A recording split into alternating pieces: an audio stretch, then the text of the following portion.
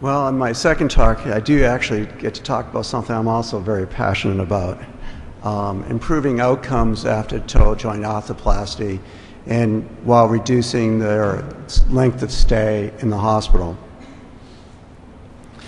The focus of this presentation is the how and why. We believe that getting patients home sooner is not only better for them, decrease incidence of complications and improved outcomes, but better for us and the hospital. That is through improved patient satisfaction and cost effectiveness. It is not just an end in and of itself. When I first started doing knee and hip replacements 20 plus years ago, in 1985, our length of stay was 11.5 days. Last year, it was 1.18 days. So we're getting our patients home sooner and in better shape. The vast majority of our primary and even revision total joint arthroplasties are discharged home post-op day 1. That's not going to a skilled nursing facility. That's not going to an extended rehab. That's going home. We started to look at data from last year to see how we were doing, and what we had available to us was the federally mandated coded data that the hospitals in my home state of Georgia in the United States submits to the government for collection. Of those 594 patients, our length of stay in this group, included revisions, was 1.4 days. The return to the emergency room within the first 2 weeks was 0, and the readmission rate within the first 30 days was less than 1%. So how do we get there? This started about 8-10 years ago. We slowly improved, trying to understand what we need to do to get patients better, to get them quicker, and also get them back to their work, activity, sport. Now, is there a single factor which impacts outcomes? Well, there was an article by Jones that stated that there was mounting evidence that suggests that there is no single factor, patient-related or perioperative factor, that clearly predicts the amount of pain relief or functional improvement after total joint arthroplasty. Now, is there a perfect candidate for a joint arthroplasty? You know, is an athlete or a healthier, younger person better to recover?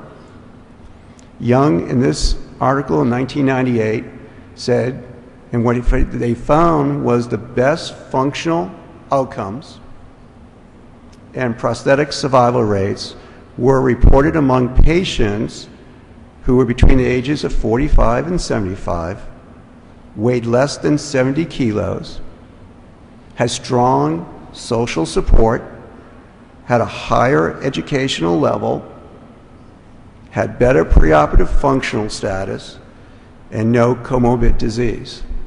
Now, if I only could find one of those, that would be pretty good. Now, should we look at surgeon-directed factors that influence total joint arthroplasty?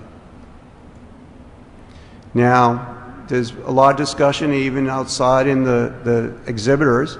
There's different type of implants. Fixed bearing versus rotating platform for total knee arthroplasty. There's modular femoral stems for total hips. There's differences of surgical technique. We've all heard and know about the minimally invasive surgical techniques in total knee arthroplasty. There's the new anterior approach to the total hips. There's navigation. There's custom cutting blocks. And there's perioperative protocols. None of these have been shown to prove short and long-term benefit other than perioperative protocols. And we actually presented one back in 2006 at our Academy of Orthopedic Surgery meetings. Now, we should look at patient-related factors and how they influence total joint arthroplasty. Now these are more interesting, I think. Patient expectations, nutritional status, preoperative functional status, psychosocial status, and preoperative pain level. Expectations of patients for quicker recovery and improved outcomes have by themselves been shown to improve the patient's perceived outcomes. Muhammad wrote this in 2003, excuse me. Now that's basically saying if people believe they're going to do better, they often perceive themselves doing better. Better nutrition. There's been several articles talking about hip fracture recovery and total joint arthroplasty that shows that better nutrition leads to improved outcomes. Preoperative function was a significant predictor of longer-term outcome after total knee arthroplasty in this Kennedy article. So the better we get them into shape prior to surgery, the more likely they are to do better after surgery. Also, emotional health. Ayers talked about poor emotional health leads to small improvements after total knee arthroplasty. Those folks who are not doing very well prior to surgery may not see as much of improvement after total joint arthroplasty as they otherwise could. These psychosocial variables are significantly related to total knee replacement functional outcome, especially motivation, also role functioning, both in emotional and social function. So we're talking about all the things that are not implant related. We're talking about all the patient factors now. These are very important to assess and deal with to get our patients better after total joint arthroplasty. Preoperative depression and anxiety were also associated with heightened pain 1 year after surgery. These are factors that we can intervene with prior to surgery and perioperatively to help our patients get better. Vicki Brander up in Chicago with David Stolberg found that patients with greater preoperative pain had more postoperative pain. So we needed to design a comprehensive protocol. We designed one to help facilitate quicker recovery, shorter length of stay, by limiting known complications perioperatively. We also focus on improving patient medical and psychological management, and we improved communication with the patient. It was designed simply so that it could be implemented in any hospital. It included extensive education preoperatively for the patient. It was relied heavily on consistency throughout their contact with the system, both in my office and in the hospital. And we had a thorough discussion of expectations. Pain control, which is extremely important. We believe in stacked modalities, as I'll explain a little bit later. Blood management is important, as is early mobilization. And we also feel that implementing a nutrition program does help. Anesthesia. We tend to use general anesthesia now because our cases are so short. But at one point, we had 99+% spinal anesthesia. But if it's cases under an hour, it really doesn't matter which way you go. Nausea control, I think, is absolutely important and one that sometimes gets overlooked. The patient gets nauseated, they lose a lot of time in recovery, so we try to control this preemptively with medications. They get discharged home the following day if they're cleared by physical therapy and are medically stable. They have to walk 100 feet, do stairs, get themselves out of bed, and then they can go home. Through this, we've been able to reduce our length of stay significantly, but more importantly, our patients are doing better. Their time to return to work, their time to driving, the time to return to activities, and time to return to sports have shortened. The use of ambulatory assistive devices has been lessened, and the patients are more satisfied. So how is this done, you might ask? Let's get into some details. The complete recovery program really starts in the office.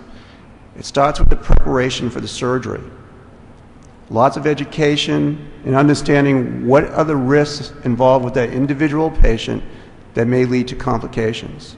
Then there's hospital care, both in the holding area prior to surgery, surgery itself, the recovery room, the hospital floor, nursing, and then discharge planning.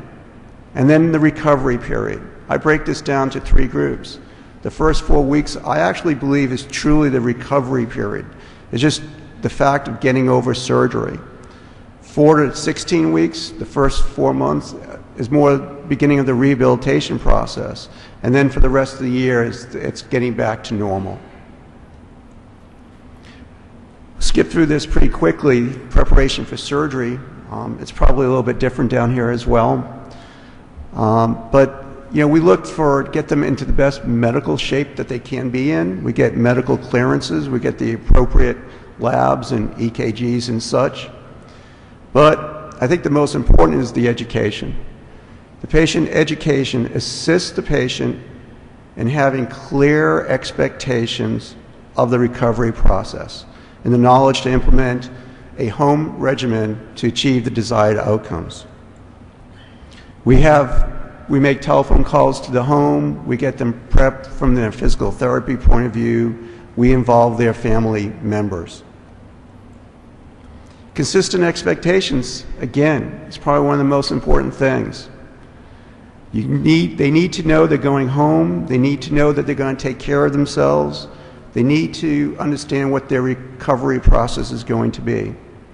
Hospitals, I feel, are for sick people, not for total joint patients. 70% of the patient's recovery is up to them and their makeup, both genetic and otherwise. Only 30% is what we do. You need to stop the anticoagulants. You may consider a IVC filter or other anticoagulants to prevent blood clots. You need to assess them surgically, preoperatively, and we also do some functional assessments as well.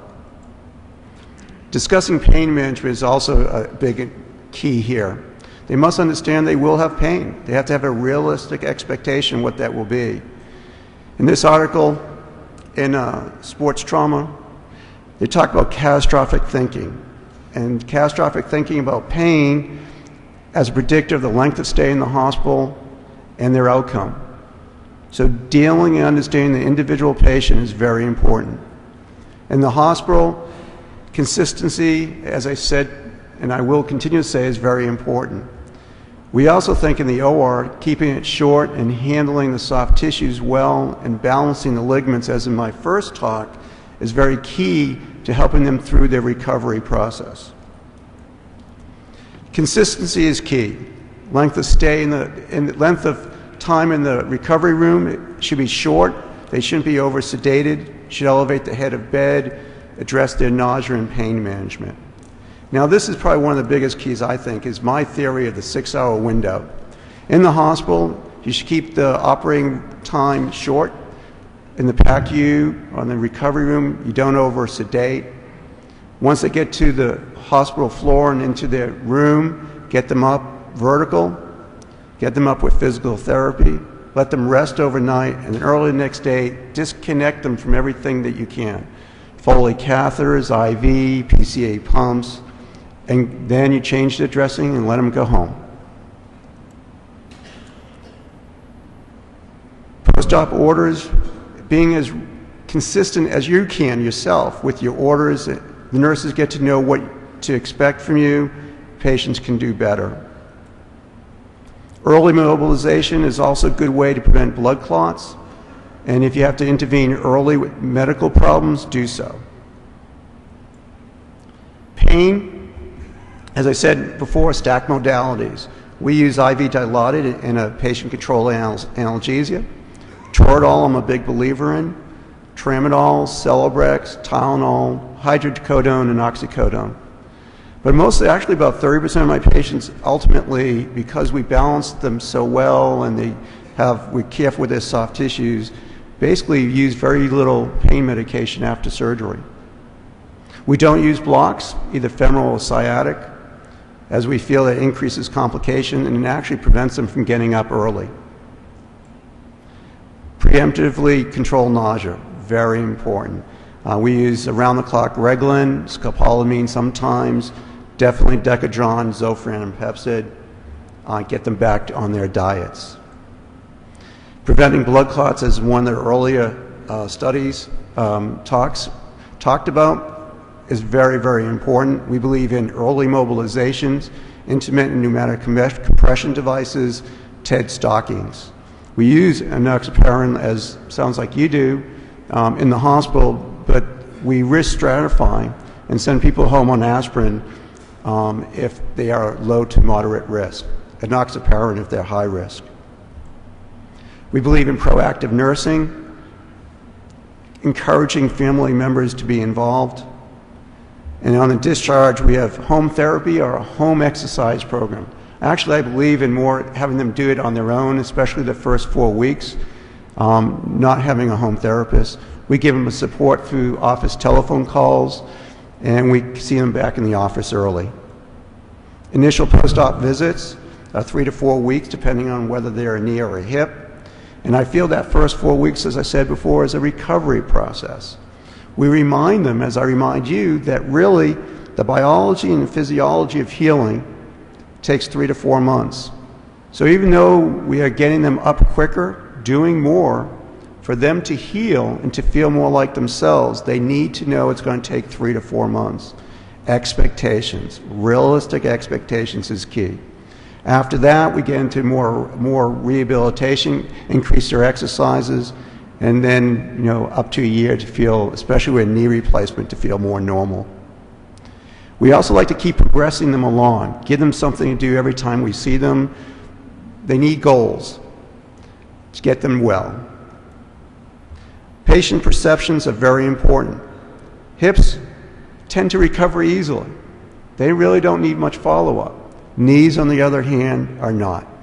10% of all knees and knee patients are unsatisfied, and we try and make that better. 60% are doing better and are satisfied, and we see about 30% that just have an easy time. They're extremely pleased. And despite our short length of stay, very few of the patients we inquired had any problems with going home so soon. It's actually they tend to now want to go as quickly as they can. The recovery period, again, I think is very important. It's important to stay on target during this time. It's important to empower the patients to take ownership of their own recovery. It's really those that do manage themselves within the first 4 weeks that tend to do better. While we need to continue to evaluate surgeon and industry-directed factors such as new implants, MIS technique, navigation, clinical protocols, understanding and assessing these other patient factors, which we've ignored for a long time, really can influence our outcomes more than anything else these days. These are essential. Improved management of expectations, nutritional support, depression, anxiety, preoperative pain and function, and sleep apnea, and improved communication may be even more influential in determining implant performance and patients' ultimate outcomes. Therefore, we definitely need more research on these patient factors. Better initial screening so we can understand our patients individually and understand how to manage them better. We need to have better discussions like these to reach a level of understanding of how to influence the design and development of the next generation of implants and treatment pathways of this highly complex field. Thank you.